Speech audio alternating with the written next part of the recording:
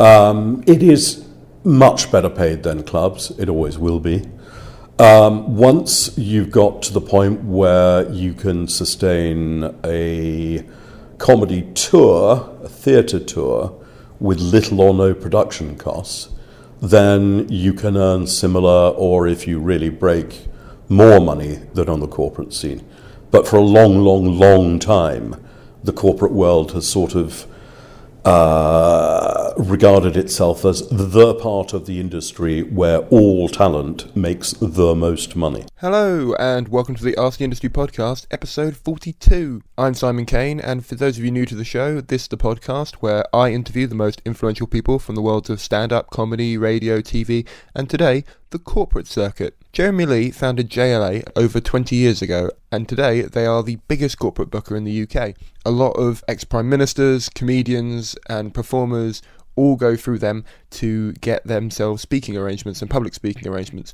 I got him on to talk about specifically the comedian section of that and how you crack into that circuit, and I think it's a really interesting interview. You get a lot of information about how the circuit operates, what they're looking for, what they're not looking for, and it will be great for any pro acts or developing acts who want to crack into this circuit because, as he points out, it's a very lucrative circuit, but also it's a very challenging circuit in a completely different way to the club circuit that we're all pretty used to. If you would like to support this podcast, please do remember to subscribe for more episodes like this, or give it an honest review in iTunes. All of them really help, and future guests are reading them, so it would be great if we could get a few more of those on there. Also, please remember that my book, How to Make a Living by Working for Free, is available on Indiegogo, and it's £5 for a digital copy or £8 for a paperback copy. The book is a how-to guide for artists and freelancers on how to create an audience for something they do by giving some of it away for free online and then asking their audience to sustain them because they want to keep them creating. So if you found this podcast interesting or you've been enjoying it in any way, that's proved the first part of the book, which is about how to create an audience for what you're doing. And now I'm using the second part of my book, to ask you to support me so that I can continue creating things. And in turn, the book hopes to give you the tools that will allow you to do the same for yourself. So if you're an artist listening to this or a freelancer and you would like to learn the tools to create yourself an audience and a community around what you do that will hopefully sustain you in the long run, why not give it a try? There's a free sample of the book in audio and PDF formats. If you take a look in the show notes or on my website, then you can find it there. I won't say much more because this is a great interview and I don't want to make it any longer than it has to be. So without any more delays, this is Jeremy Lee. What about liking missing things? Well, I don't think you said it in so many words, but you said not necessarily a fan of podcasts. Oh goodness me! No, I'm not saying that at all. I'm about to be introduced to the exciting world of podcasts. I'm open-minded. However, what I was saying is that I very, very much like things being scheduled for me. I believe in rushing to get home to see something that comes on at 10 o'clock. Or, actually, I tell you what it is. I love missing shows. I love the thought that, bugger, I was out last night and I missed such and such. It makes it exciting. I'll tell you what I mean. It's once you have enough money in your pocket, going into a sweet shop is nowhere near as exciting.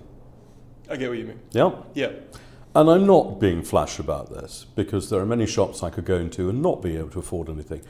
But frankly, I can go into a sweet shop and buy whatever the hell I want. Yeah? Where's the joy in that? There's a little tiny bit of excitement as you bite into a criminally reduced Yorkie bar or something. But it's pretty marginal. And buying 2 Yorkie bars doesn't do the trick. No. So what I mean is, if there's too much stuff around, then there's less excitement. And the idea of something being broadcast once and then missed is hugely exciting to me. And I don't think I'm the only one. No, I don't think you're alone. But I suppose I'm so used to everything being on demand, like in my life, that... Everything. As in, well, Everything? Content-wise. Oh, I see, right. Everything. So radio, TV, music, films, anything, kind of thing like that. Distractions, kind of thing.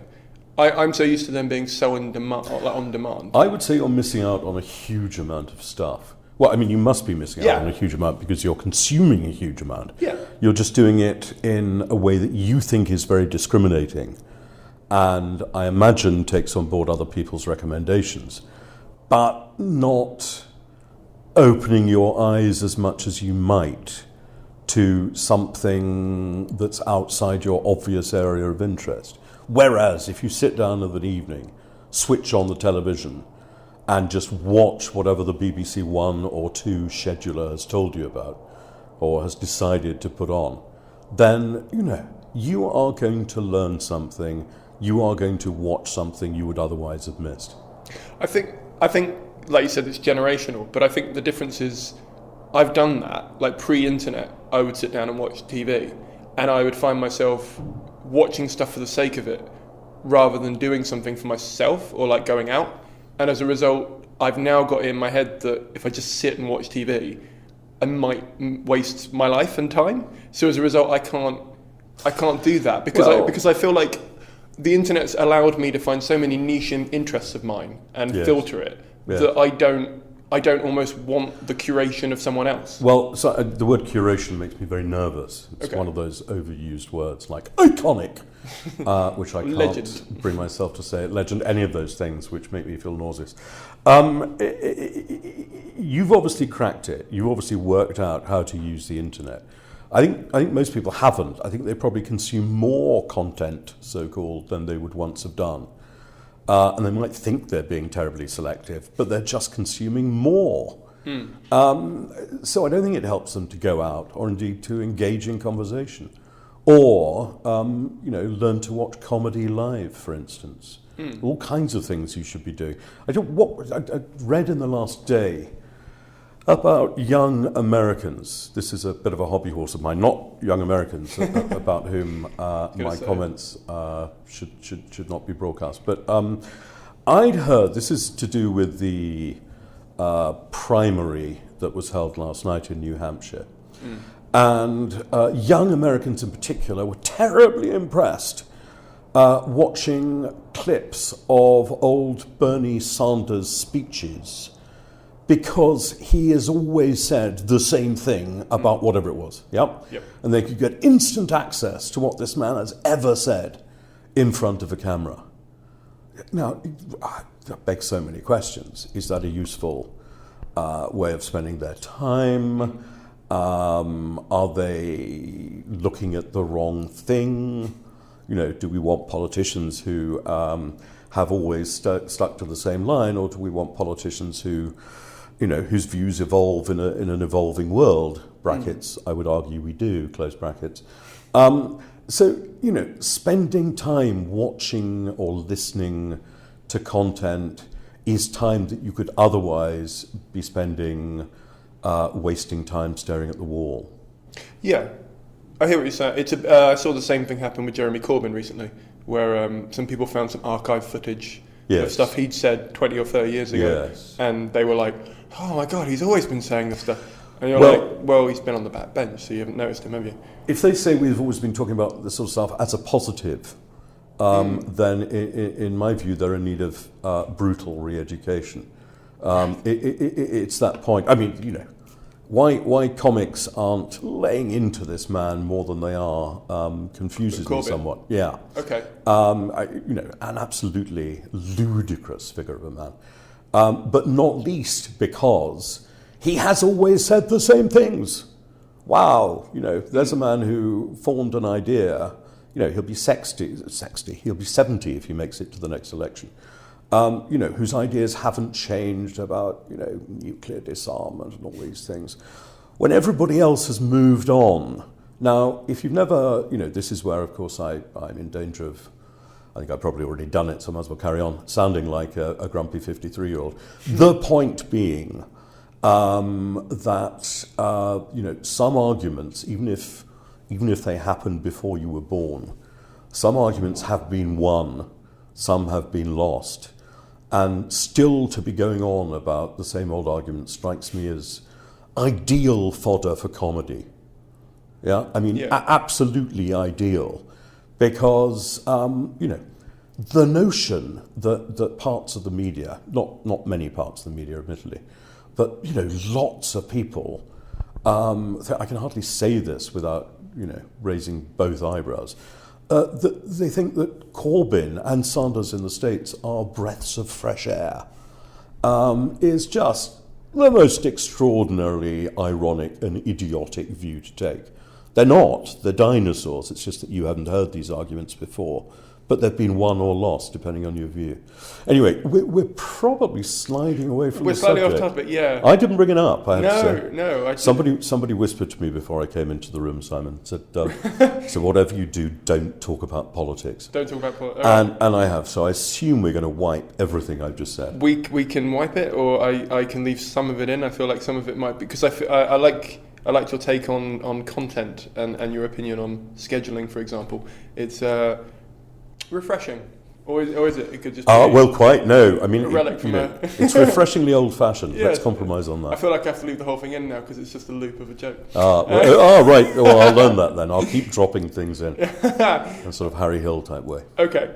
Well, you founded, or one of the founders of JLA. Indeed, I did. I did find it. What was the reason for finding it?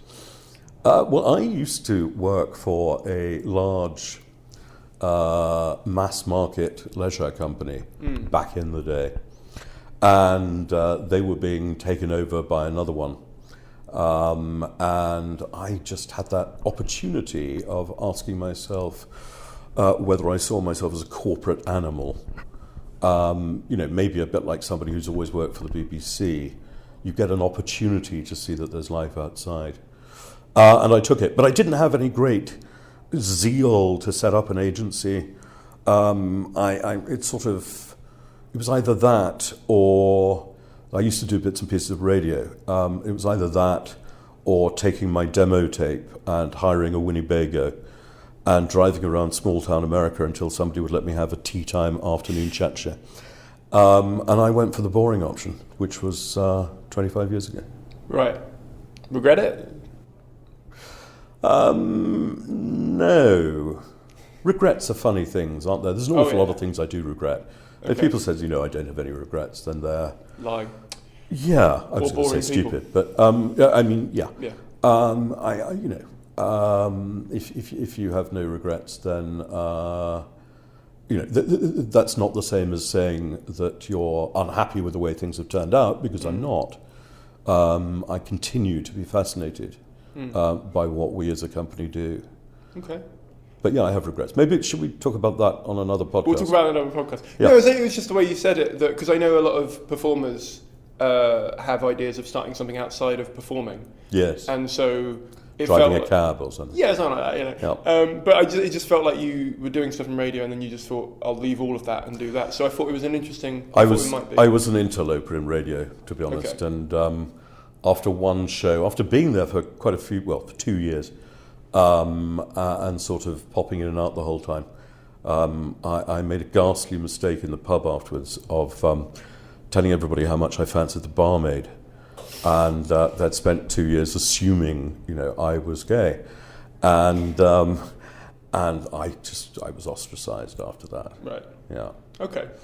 So another podcast would talk about that. You will talk about. We'll have an entirely different podcast where we talk about a very different one. Yeah. Oh, it'll be a totally different demographic. Yeah. How would you describe what JLA does then? Because you've said you're fascinated by it. I would love to know. I mean, I've read your website and I know what you guys do, but I'd love to know how you perceive the company and what you do. What we do is match audiences and their organisers' objectives to talent in its broadest sense. And that started with comedy, purely and simply. It then extended out towards after-dinner speakers, or raconteurs was a word being used a lot at the time. And now it extends way beyond that into, former prime ministers and things like that. But I'm pretty happy grouping all those people under the umbrella of talent. So somebody comes to us and they say, we want to inspire these people, or we want to make these people laugh because they've had a really hard year and they've been working very hard, or we're hosting the such and such awards, and we want somebody to hold the evening together, present the awards, and engage everybody, even if they're not going to win anything. That's what we do. Okay. And the process for that is companies approach you and say, we have an event, or an individual maybe approach you and say, we have an event. It's normally an organisation of some kind. We don't do a lot of private things, sort of private parties. We don't like parties very much at all, actually. Okay. For good reasons. Good reasons. This is one of those moments, comedy listeners, where I would hope you'll go, oh yeah, it's got a point. We like audiences who are sitting down and stand a chance of paying attention, which isn't the case at a lot of parties. Yeah. Okay. So an organisation approaches you and says, we need a comedian for example, or we need someone who will make these people laugh. You then have a backlist of comedians that you go to, or do you discuss do they often have someone in mind? What's the... They sometimes have somebody in mind, but they rarely, if ever, contact JLA saying, we want so-and-so. Right. It does happen, but it doesn't happen very much at all. They will express some preferences. They will tell us who they've had last time. Chances are, without wanting to sound complacent, we've booked the gig for several years, so we know who they've had, and we're quite thorough in getting feedback. So, and ideally, the agent dealing with it here will have been to the gig. If it's a big gig, I certainly hope they will have done. So we'll know the gig, and therefore know who will work best, in our judgment, based on the feedback and to some degree based on their budget. So when someone starts out, so say you were booking someone for the first time, yeah, and you've maybe seen them perform at a comedy club before, yeah, or would you have seen them in a comedy club, or would you have just watched a video? What's your... Somebody, there are 30 of us here these days, so I think I can safely say that they will have been seen either by our researcher or others within the office. Right. I don't think we would be happy recommending somebody unless they've, run a country, just on the basis of a clip on YouTube or wherever. Okay.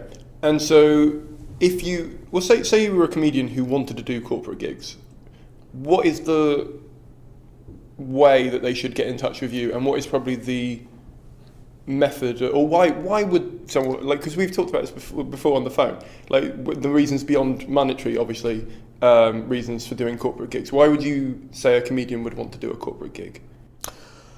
Money has to be the obvious one. It's a bit silly to pretend otherwise. Corporate gigs have certain defining characteristics, but before you get to any of those, you have to accept the fact that, in many ways, they are no different to any other kind of audience. So the starting point is you've got a room full of human beings. Yeah? So why be scared of them? Why treat them any differently? I can answer those questions. There are reasons to be fearful of them, and there are reasons to treat them slightly differently. But at heart, they're just human beings who are mostly up for a laugh. So why would you want to do that from a comic's point of view, apart from the money? I've never been a stand-up, so either make allowances or disagree with everything I'm saying for that reason.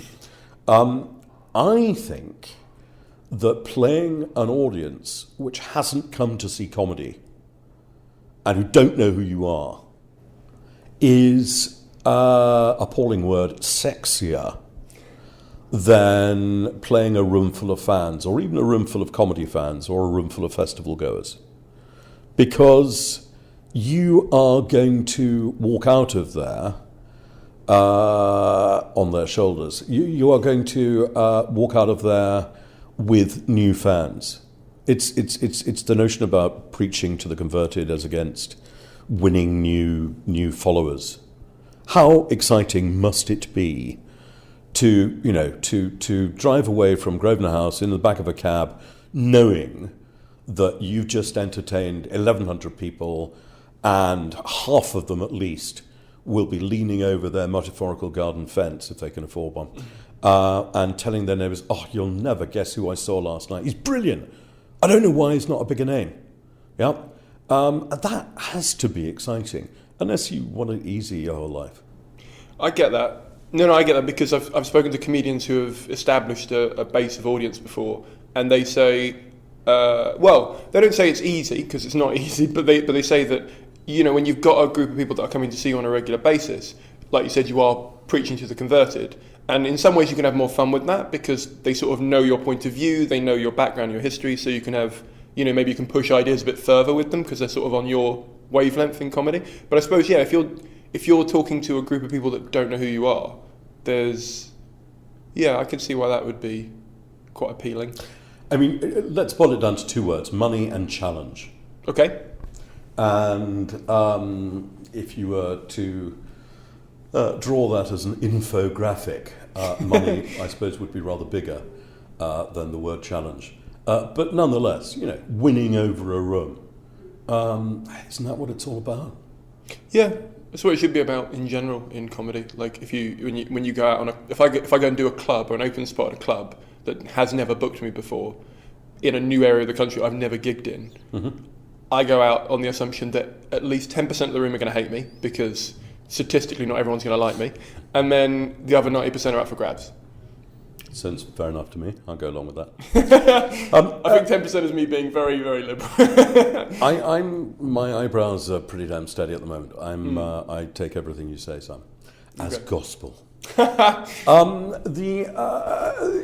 You made a point about how do people approach us, or if I may, I'll take that in a broader sense, as in how do they get started doing corporate stuff.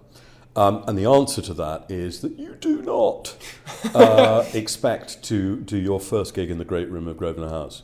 You'll die a horrible, horrible death. You want to learn that part of your trade, just like you learn every other part of your trade. And if I were doing it, I'd go and watch a number of corporate gigs discreetly at the back of the room. I would, when I felt I was in the right place to do so, I would approach local firms of a certain size. I would do it for nothing, if I had to do it for nothing, but I'd make sure the conditions are right.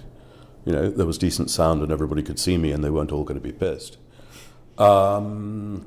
And I would invest my time in learning the tricks and building up confidence, and I do all of that way before approaching anybody like JLA. Okay.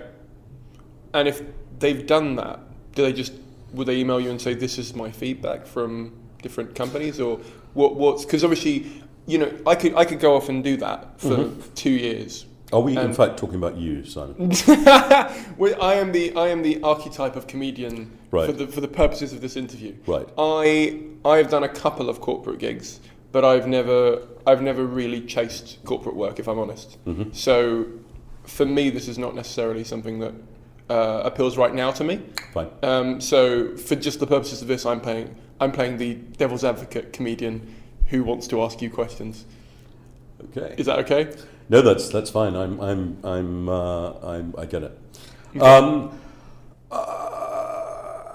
So what was your question? The question was going to be, is it okay? Because when you apply for gigs, generally speaking, you can be selective with what you send in to people so that the promoter knows that other promoters. So say you say, I've gigged for these other promoters who that promoter knows, so they can ask for a recommendation and stuff. I'm presuming you wouldn't ring up random small companies that I've done free gigs for and say, how was he? How many laughs did he get per minute? Yeah, exactly. No, we wouldn't do that, although I'm kind of tempted to now. I'll give you a list of them after. No, we're not. That's not going to be of any great use or interest to us. Right. You go and play smallish local corporate gigs just to find out whether you can. Right. Whether you can cope with that kind of audience, whether you're comfortable with that amount of money in your pocket when you eventually get paid for them. Your pitch to us, when you've done some, would be much more, come and see me in a club, or get your agent to do that. That, of course, opens up many more cans of worms. We don't tend to get approached by that many artists direct. Okay. Most of the time, we're going to be approached by people on their behalf. Do you prefer going for agents, or is that just the way that artists just aren't approaching you?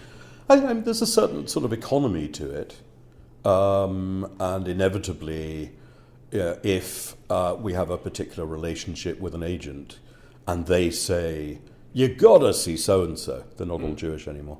But if they say, you gotta see so-and-so, he's fabulous, then, there's more chance that somebody will from here than if the same plea comes from somebody we've never heard of.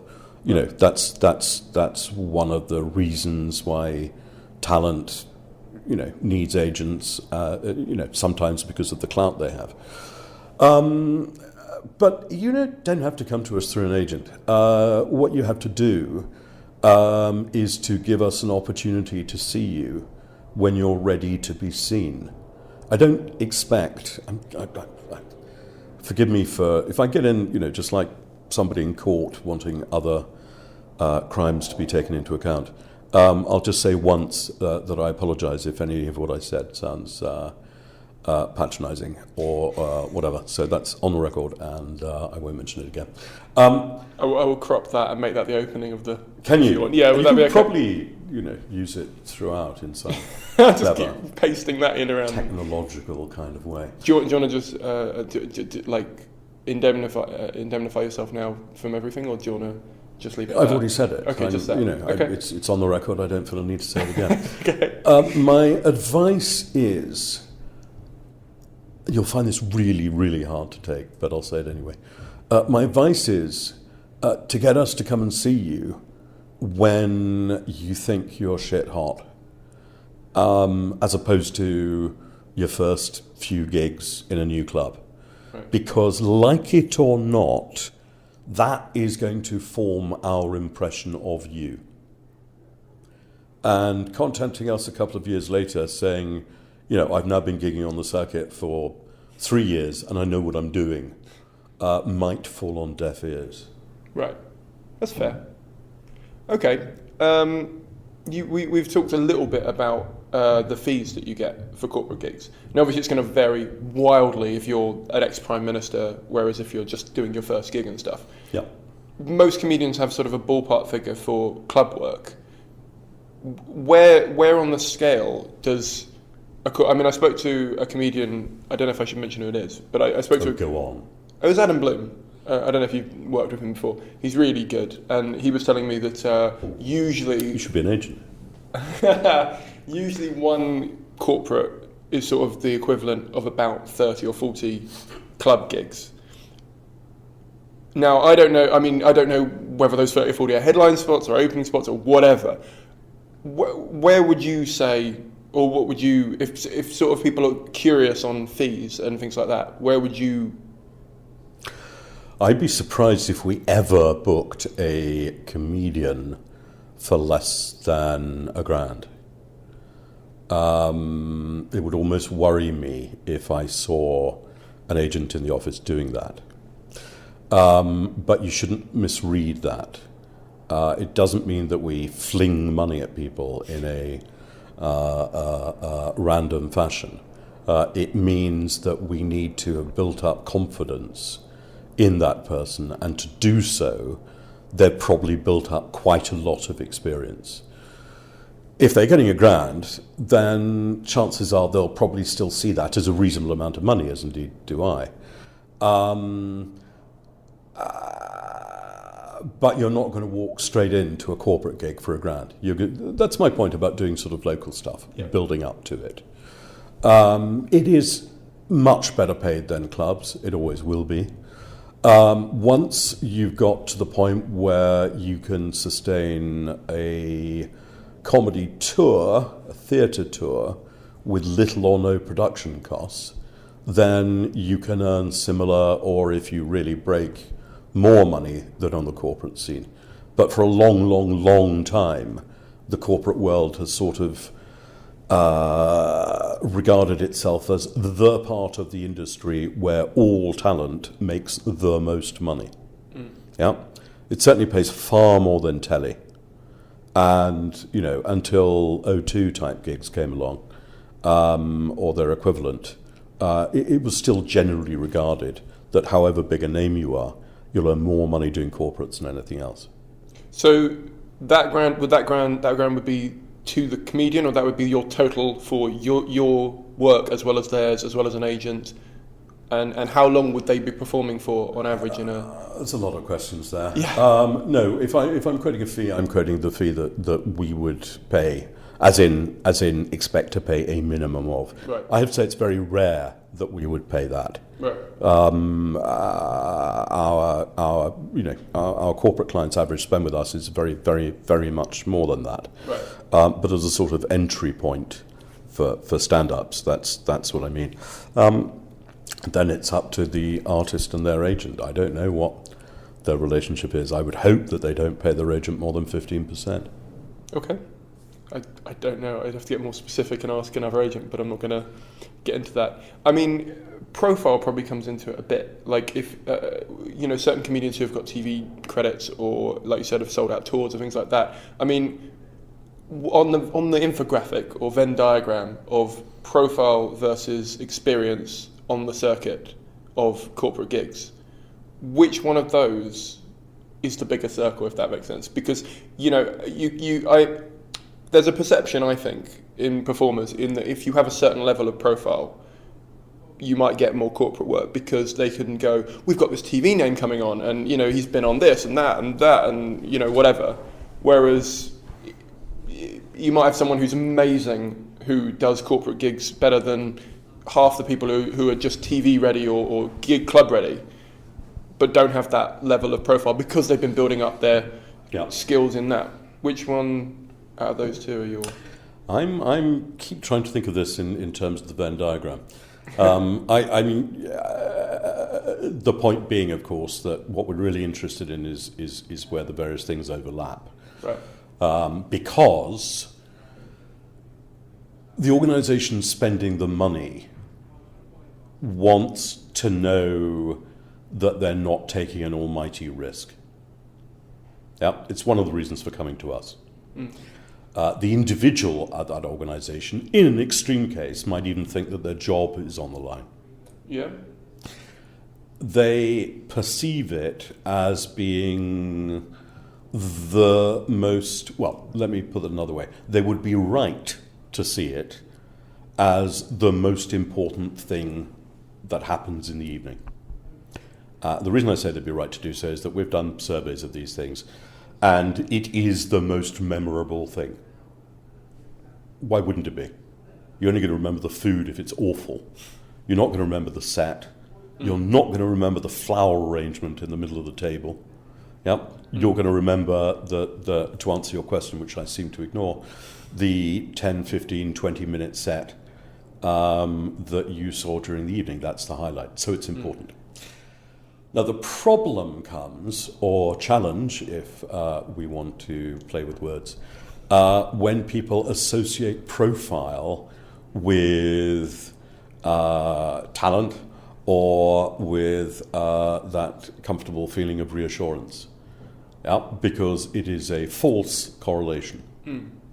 And, I mean, one interesting way of seeing it, Simon and I are facing each other, so I don't know where to stick my hand in the air, but if you look at it as a graph and you put a big name on the stage, then audience expectation starts way up there. Oh my God, it's so-and-so.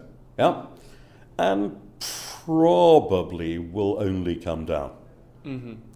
If it's somebody they've never heard of, never seen, or maybe they quart once on Mock the Week or something, then the graph's going to go the other way. Yeah? Right.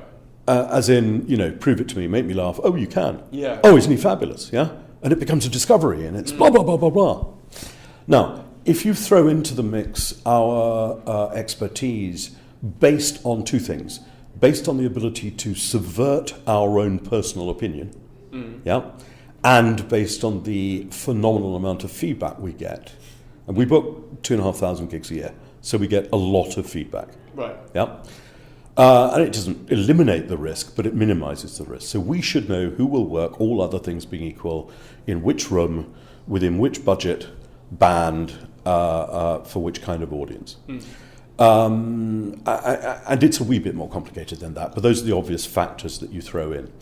So the client, the corporate client that comes to us with a reasonable budget, will probably start off thinking that they want to spend as much of it as they have to get the biggest possible name they can, because that gives them the best chance of achieving what they want to achieve, which is to have a happy audience with people laughing in the aisles. Yeah? Part of our job is to question that line that they draw between profile and how successful it's going to be. Yeah. So in a long-winded and pompous, I didn't apologise for being pompous before, I apologised for being patronising, so I'll apologise for being pompous. That's okay. That's our role is to persuade them that actually it's about how good somebody's going to be rather than how famous they are. So we put that above it, but we're not naive. We appreciate somebody's popularity growing and their profile growing as much as anybody else. But I tell you one word that we never use in this office, apart from iconic. What was the other one? Legendary. Legendary. We don't use the C word in this office. There's a lot of C words that could be. There could, yes. Oh no, we'll use that one. Yeah. The word that isn't used in this office is the word celebrity. Okay. You can swear on this, by the way. Because I don't yet have any need to. Right. But celebrity is sort of a swear word in our book. Right. Because it suggests profile without talent. Yeah, it's slightly unfair, but it's the sort of lazy working definition we have. Yeah. So we work with an awful lot of headline people, fantastically big names, but generally speaking, only when they've got something else to offer beyond their fame. Our advice to a corporate client is that there are only a couple of reasons why you would want to book a big name. Yeah? And one is if you want to put bums on seats. And another is if you want everybody to go home and tell their neighbours, oh, I saw so-and-so last night. Yeah? Or if you want to invest the event with a certain sort of brand association, for want of a better word. Yeah? But I can't immediately think of any other reasons. Okay. So if you don't need to do any of those things, then just think about not spending so much money. Right. And one of the things that happened in 2009, when people's budgets started being cut quite dramatically, we would get calls from organisations, who'd spent 10 grand the previous year at their gig, and this time round they were still doing it because most people tried to carry on. But I'm really sorry. I don't know if you're going to be able to help us, but I'm absolutely stuck, and our budget isn't going to go a penny over 2 grand. Now, we earn less money, which is a shame with such a good cause, but actually, in a way that probably won't sound sincere, but happens to be, we kind of liked those days, because what happens is they know they couldn't afford a big name. A lot of fees came down, but they didn't come down that much. Yeah? They knew they couldn't afford a big name, so they were forced to open up their minds to having somebody who wasn't quite so famous, and perhaps not famous at all. And what happened after that? We would get call after call after call after call, insert the word email, saying, they were brilliant. I've no idea why we spent 10, 15 grand last year. They were brilliant. Yeah. Point made. That's pretty cool, though. So that means your books opened up a lot in 2009 to newer corporate performers. We didn't necessarily think of it like that. I know that's what you want me to say.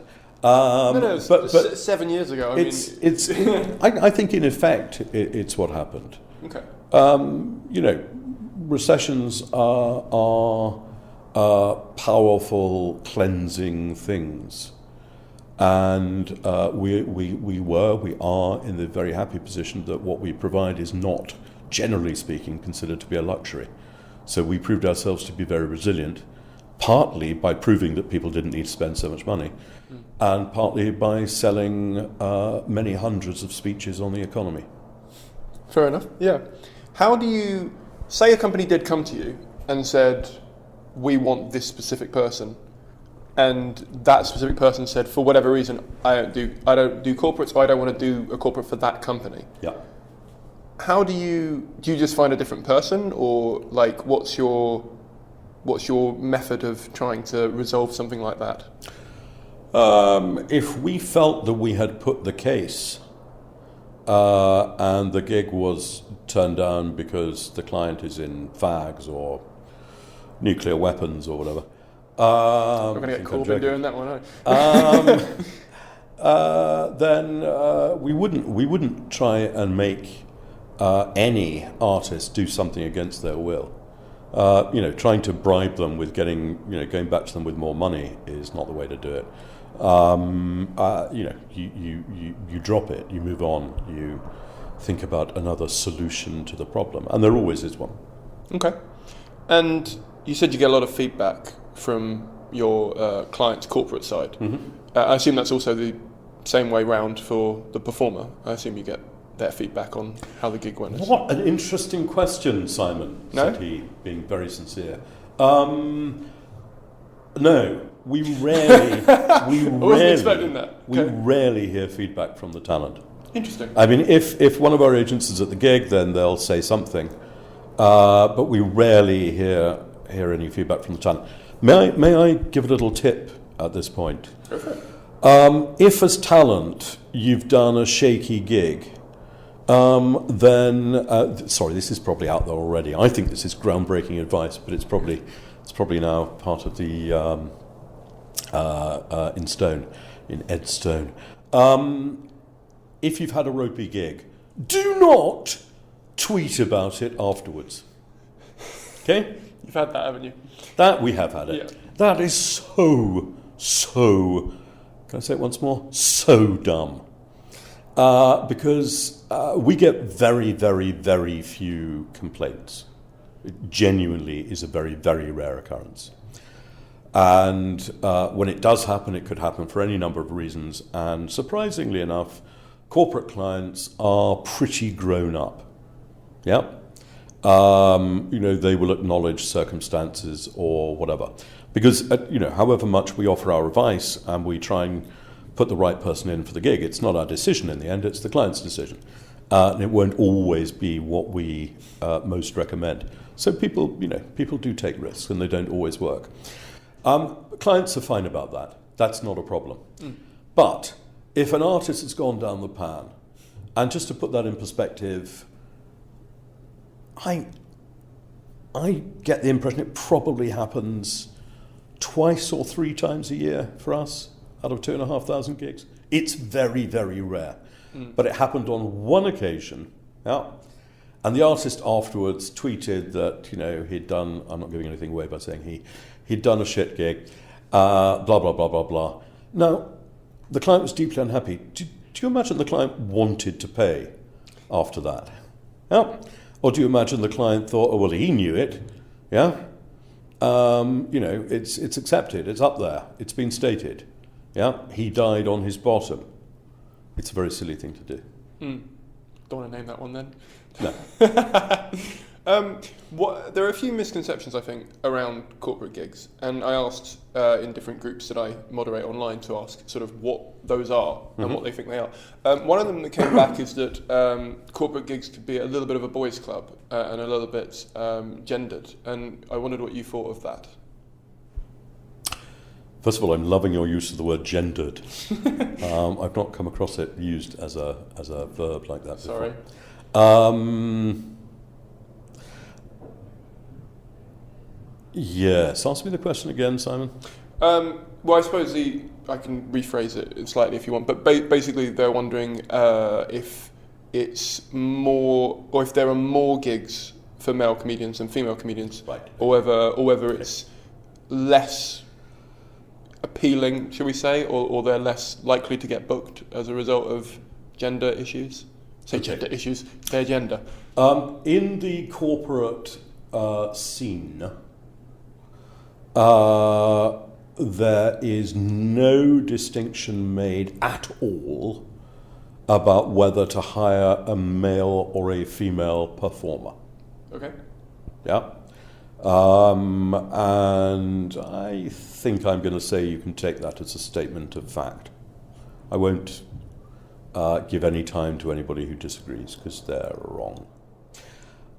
It sometimes comes in when we talk to people about speakers or presenters, but it would only really ever come in if we're trying to say, listen, everybody you've got speaking at this event is male. Your audience is 80% male. Have you thought about having a woman do this? Just so that the whole thing doesn't look solidly male from beginning to end. That's the sort of occasion where it might come in. But no other.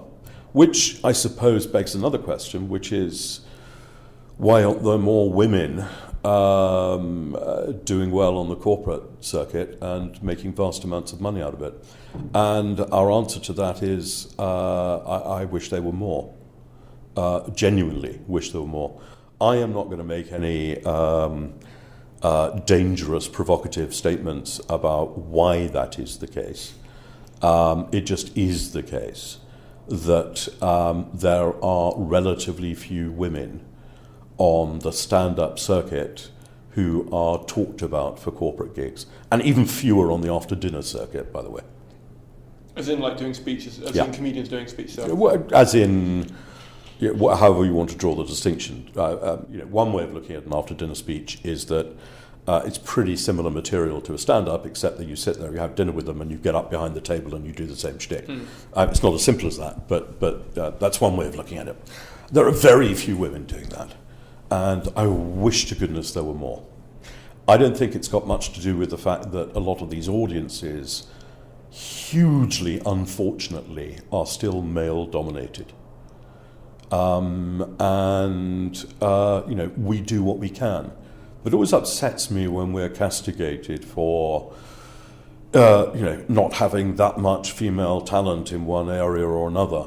Because what I want to say is it's not for want of trying. We're very, very, very, very open to redressing that balance. And I think my only last comment on the subject is that, pompous warning coming along, is that we live in a world where we expect everything to happen really quickly. Not unreasonably, given various movements in the 60s and 70s. Do you know what? It can happen over an awfully long time. I'm not comparing stand-ups to judges. Yeah, it obviously, if you have to work your way up the legal ladder, it's going to take a long time for there to be the same number of women judges as men judges. But it's not that far off. It takes a lot of time. Yeah, I can see what you mean when you're sort of. It's a bit like when you're in traffic, and there's like 4 cars in front of you before the light, and the light changes, and you have a go at the car in front of you rather than the one at the very front that should have moved. Do you know what I mean? Like, you're the car in front of me. Were you behind me this morning? No, whereas the client is actually the one making the decisions of who gets, because you can suggest. Yeah, the point I'm making is that the client doesn't start off saying, find me a man. Right. Yeah, it never happens. Well, maybe in a different age. In a very different kind of agency. Yeah. It never happens. Right. Yeah. So if you want to ask the question, well, hang on a second, there are loads of women on the stand-up circuit. Why aren't there more, making the jump, whatever word you want to use, into the whole corporate thing? I mean, that's a much more difficult question for me to answer. I don't really know. It's something to do with telly. It's something, much as we prioritise talent over profile in this office, you have to accept the fact that it's easy to sell somebody they've heard of or have a reference to or can see on the box, and so that does make a difference. And I suppose there's something about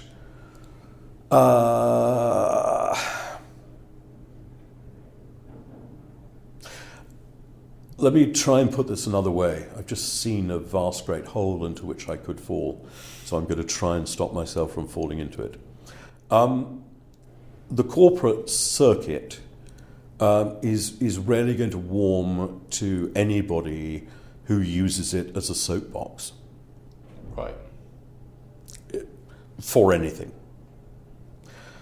And so an act who treats the stage as a political soapbox, whether we're talking about gender politics or any other kind of politics, is going to find it harder than somebody who's funny.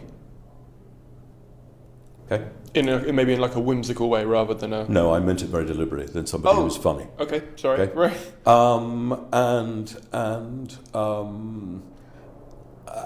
A comic with a point to prove, yeah, seemingly more importantly to them than getting laughs, yeah, is not going to endear themselves to the corporate scene because they're not. This isn't a rally, and you'll still get audiences whooping at a point they agree with. Yeah, you're not talking about a row of suits who only laugh at one-liners, but to relate to them, you've got first of all to avoid putting up a bloody great brick wall between you and them, and the best way of putting up a brick wall is to proselytize. What about when their subject matter or their agenda or whatever you want to phrase it as suits or fits in with the company itself? So say there was a specific comedian that does a lot of stuff on global warming or Greenpeace or so, and then Greenpeace contact you. Where does that stand then? I think the lazy word for all of this is that's a bit niche. Okay. You'll want to put somebody who's got some shtick about global warming in front of a room full of people who've got some shtick about global warming. And you could probably put that person in front of any audience, but only if they had something to say about something else. Yeah, in front of a room full of people who, sell software. Why would you put somebody whose only frame of reference is global warming? There's a certain thing to be said about if you don't see someone, or you don't see certain... I'm trying to think of how to phrase it. Say, for example, I never saw male comedians on panel shows, right? There might be something in it that I would think it's not something I could aspire to do because I'm not seeing it. So do you think if women are not getting booked through clients of, like at the client end, enough of them have been told that, we're not getting booked for client side stuff, which means there's no point even going forward for it? Do you think there's like sort of if you've not seen that as a possibility, they might not ask their agents to even put them forward for it? I'd be horrified if there were people having those thoughts and drawing those conclusions. That's completely and utterly wrong. I get the point you're making about drawing inferences from what we see on television or hear on the radio, and I didn't approve of the edict that came from whoever it was. Is it Danny Caine? I can't remember.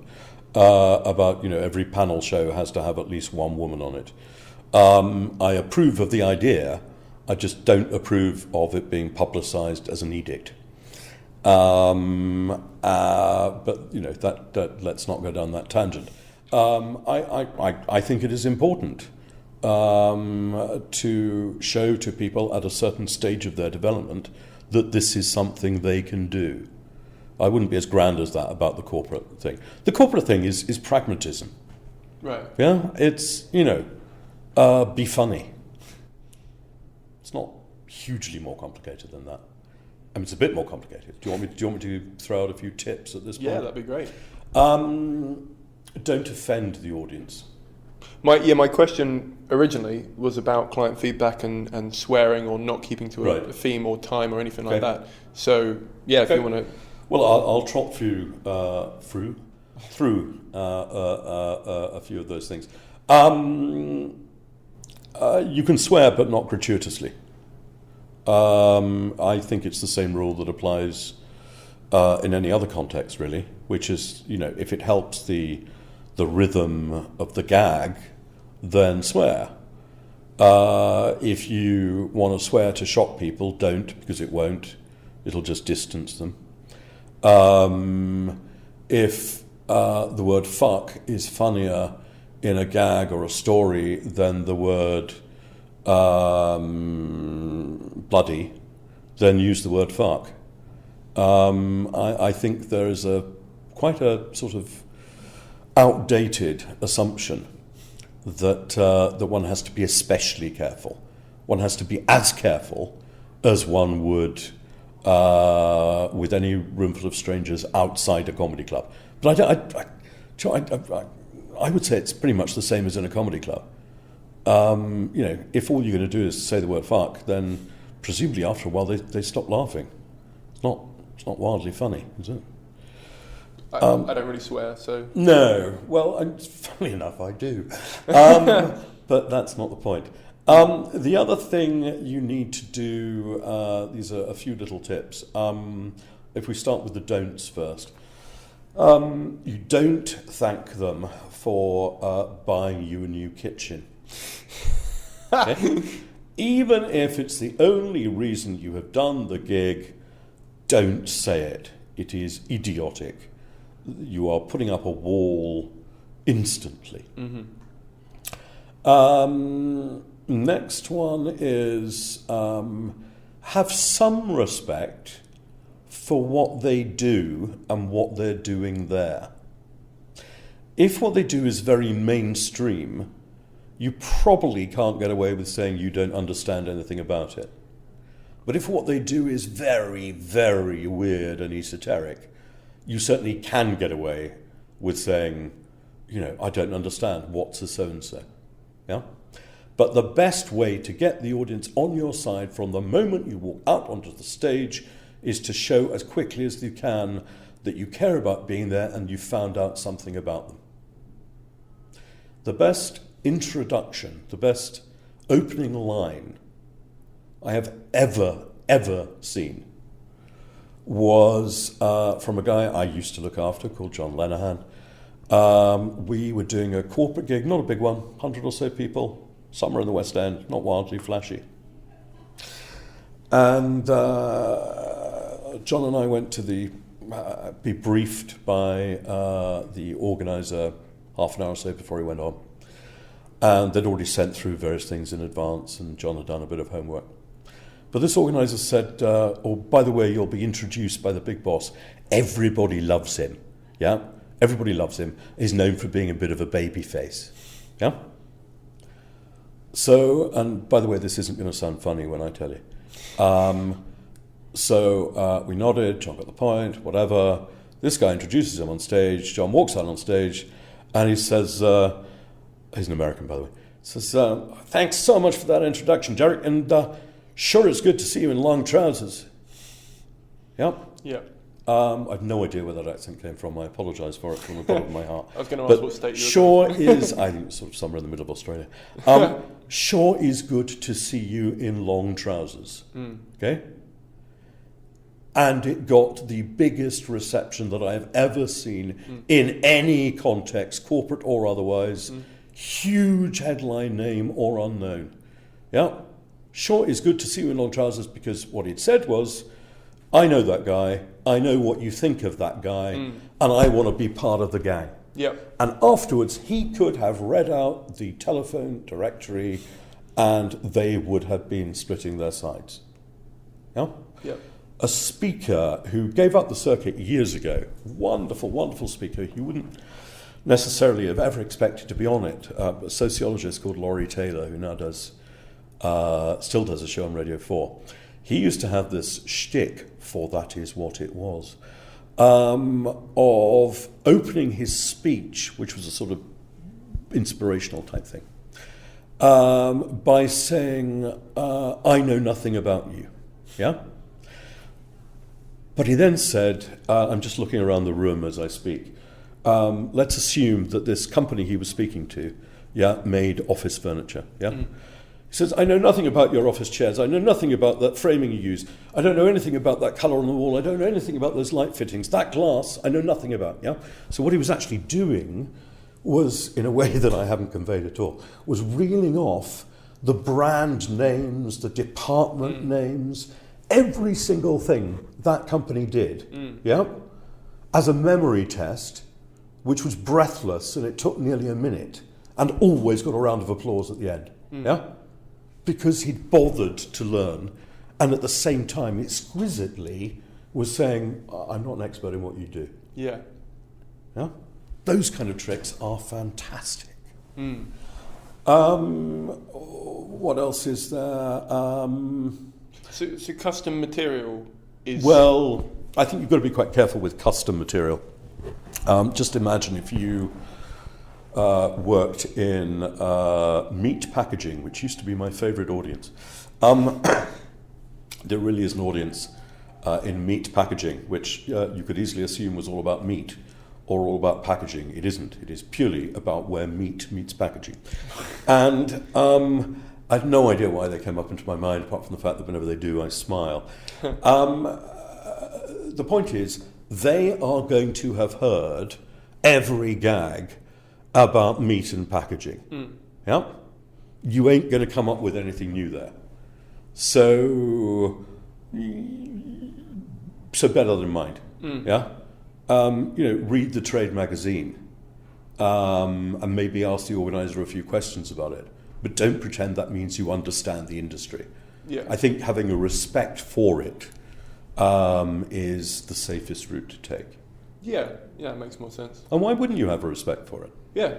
These people aren't the opposition. Even though you're getting paid a lot of money for it, it does not make them the devil. And if you think it does make them the devil, then you are in the wrong place. Yeah. Yeah? And you shouldn't do them. And there are a couple of artists who used to annoy me for turning down corporate stuff. And as time was worn on, I thought, do you know what? They were so right. Yeah? Just don't do it if you don't get the fact that they're not the devil. Yeah, one of the other misconceptions, or not misconceptions, one of the other stereotypes of corporate gigs is that they're selling out. Why? Are you asking me why? No, I don't believe. I don't. What's the necessarily argument? I don't understand. What do you mean that? The What they do is instead of somehow pure art, and doing it for money is selling out. No, that they're doing it for, instead of doing it in the clubs and the places that are purpose built for comedy, they're doing them in. Well, I mean, I don't know. They might be doing a corporate gig in a purpose built venue. You never know. But they're doing it for a business, and it's sort of I don't know. Yeah. It sort of taints the whole thing. Maybe. Because, the company is taking advantage of all those 0 hours contract workers, and they are the incarnation of the devil. Fine. Of course, go and have that view and enjoy your life in penury. It's not how the world works. I think it's naive, and I think it's rather comical, no pun intended, to hide behind the cloak of desire not to sell out. Just don't do them. It's not selling out. What are the Haymarket rules? Where did you find out about those? An agent contacted me and asked me if I could ask that question.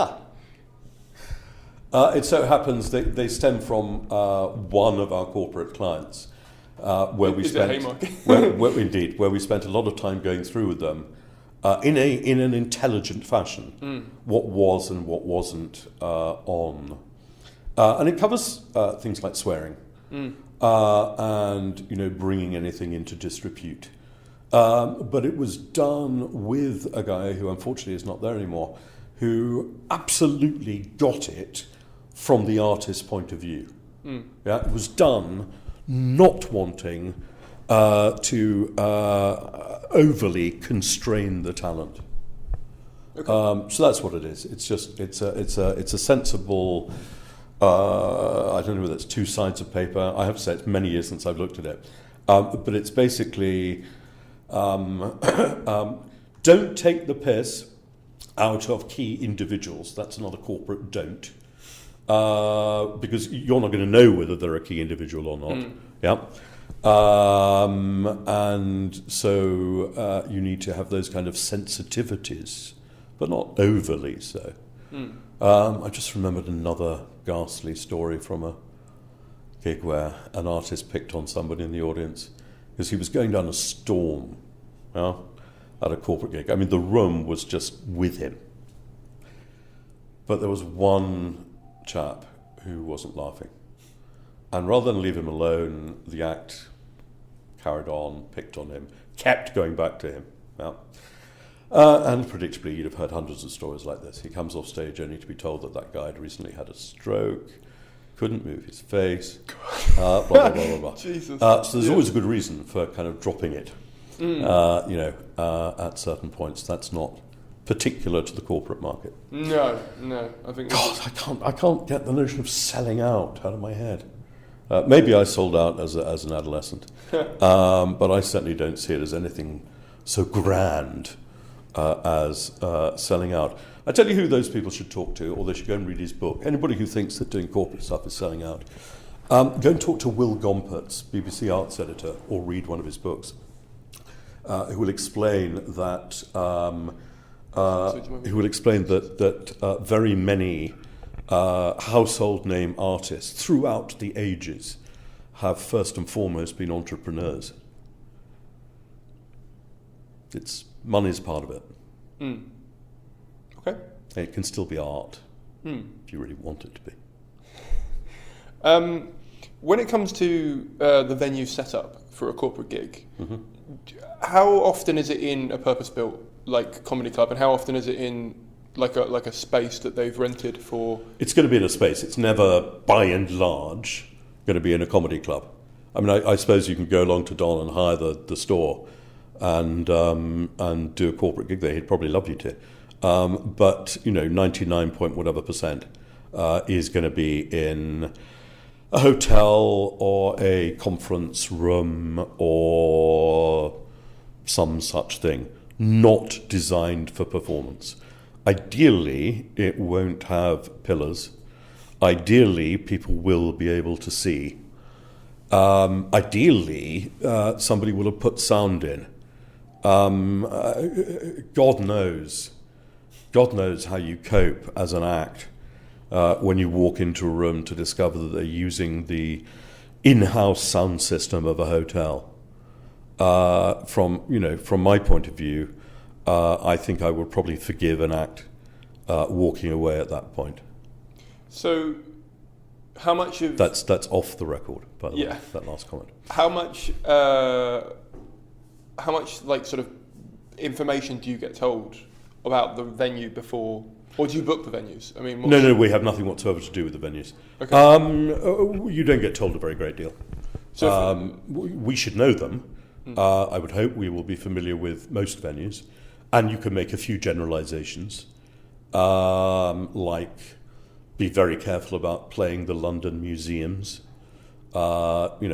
which were built for things like dinosaurs and not things like stand-ups. That wonderful expression you got on, Simon. Have you died at the Natural History Museum? I have died at the Natural History Museum. Fantastic. It's a rite of passage, isn't it? I think everybody has. I really enjoyed it, but the audience did not. Well, they wouldn't have heard it. Huh? They wouldn't have heard it. Well, at least they wouldn't have heard it very well. It wasn't in the main hall, right, so okay. it was okay. Okay. But it was a very interesting. It was one of my first corporate. It's an actual. Well, you see, you've got over it now. It's been 3 years. So That's very funny. You think, I'm sorry to have opened up the wound all over again. Royal Courts of Justice is another one to avoid. They just emailed, so that's from a stand-up point of view, that's a murderously difficult room to play. And people used to say that when I started in the business, the great room at Grosvenor House was, it was compared to the Glasgow Empire. It was a mausoleum of comedy. It isn't anymore. It's just a fucking big room.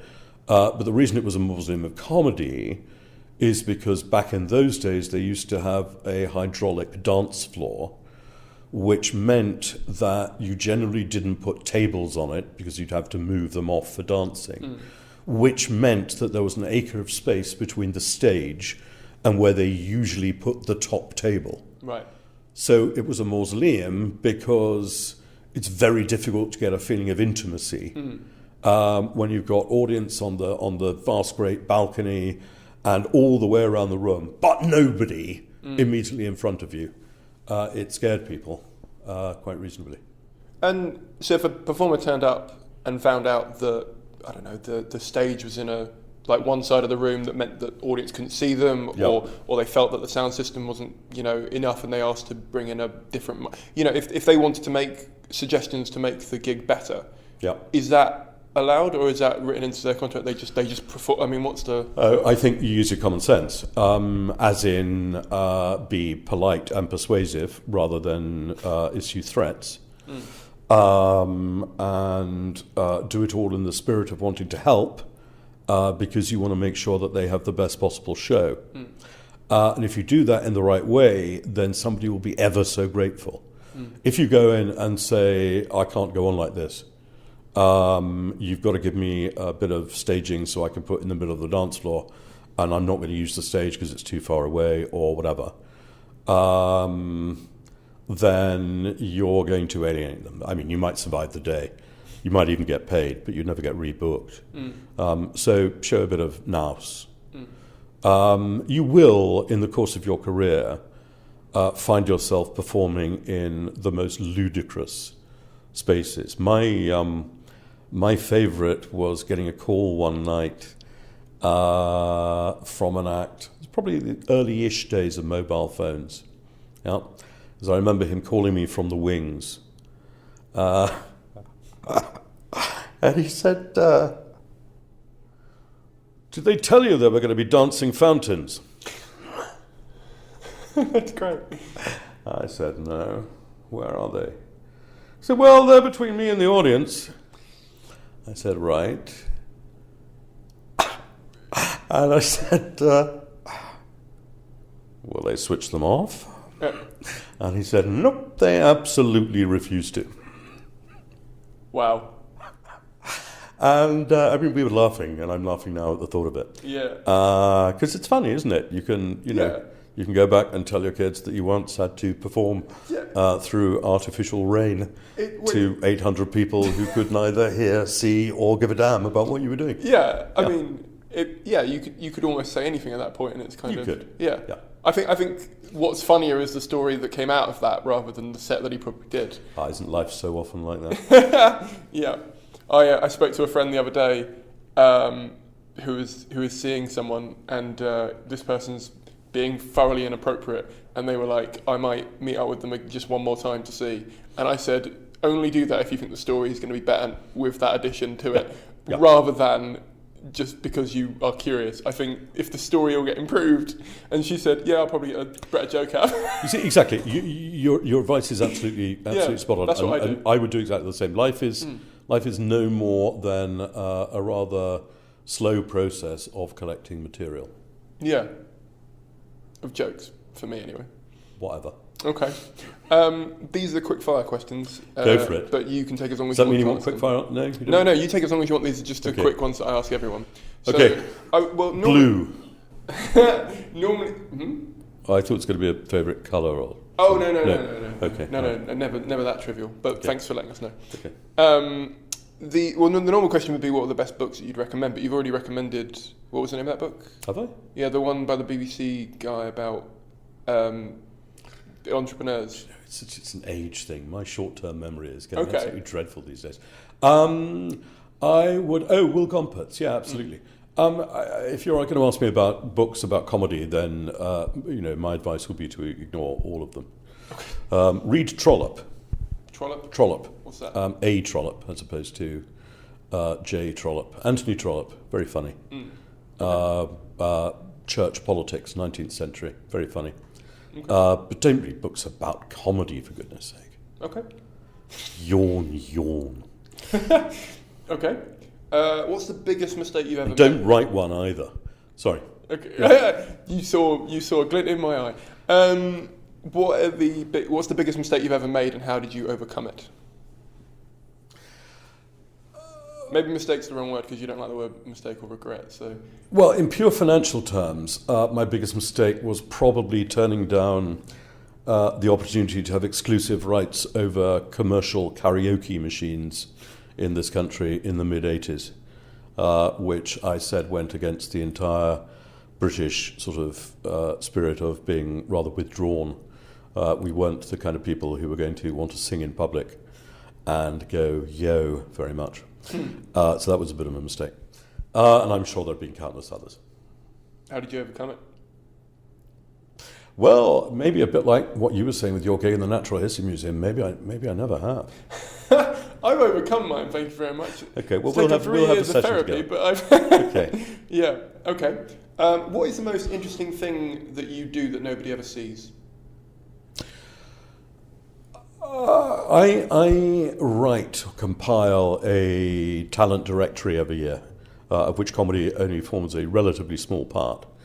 And obviously people can see that, but what they don't see, and the only reason this is in my mind is because it's what I'm doing right now, what they don't see is me deciding, not always necessarily unilaterally, I take counsel from the office, but in the end, me deciding whether or not somebody is in, and whether or not, and how they should be described. And that's enormous fun. Is that available somewhere, or is that... No, it's not available anywhere. Right. It's not. The point is me thinking, that person's been around forever. They're a bit yesterday's news. We're all about today and tomorrow, with great respect for yesterday, not churning out the same old stuff. Okay. Brackets advice to comics: move your act on. As important for the corporate scene as it is for telly. Close brackets. Next question. Who do you think is the most underrated person in your section of the industry? Not absolutely sure I can answer that. I think almost all politicians are dramatically underrated, by the way. Not necessarily as performers, but as useful members of society. And very often as performers. Who is underrated?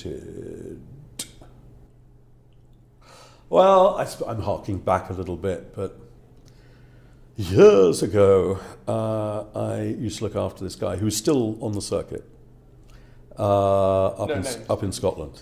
Okay. And he always was underrated. And by virtue of the fact that he is not packing out the O2 these days, he is still underrated. And that's a wonderful comedian called Michael Redmond. Yeah, I know Michael Redmond. One of the funniest people ever to set foot on the earth. For a long time known as the comic's comic. Heaven-sent timing, wonderful freshness. You could...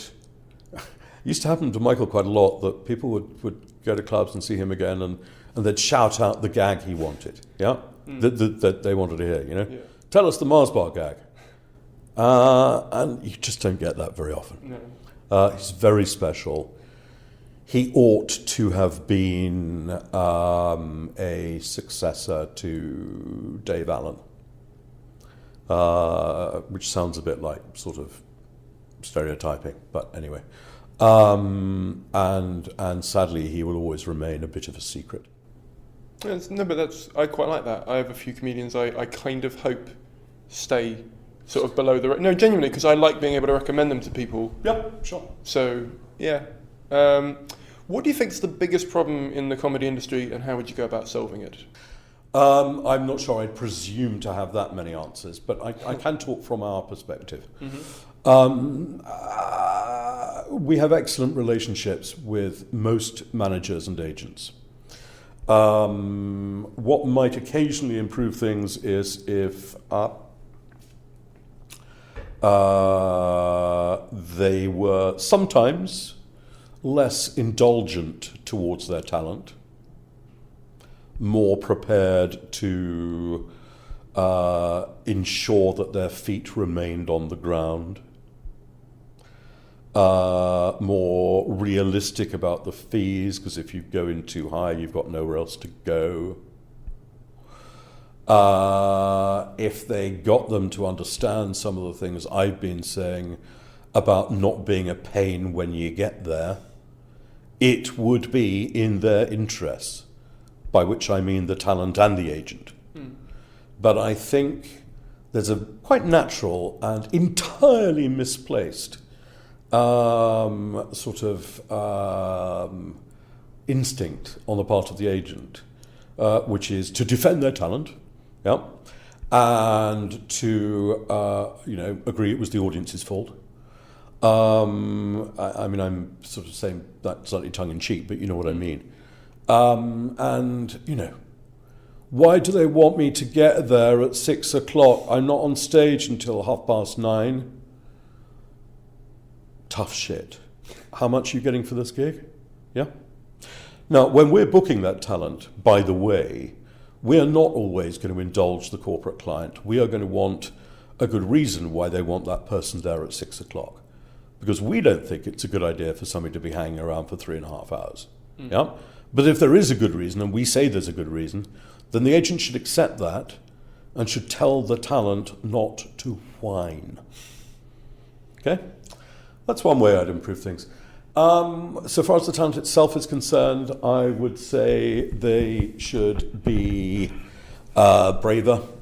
I would say they should probably, you could argue, what right do I have to say this?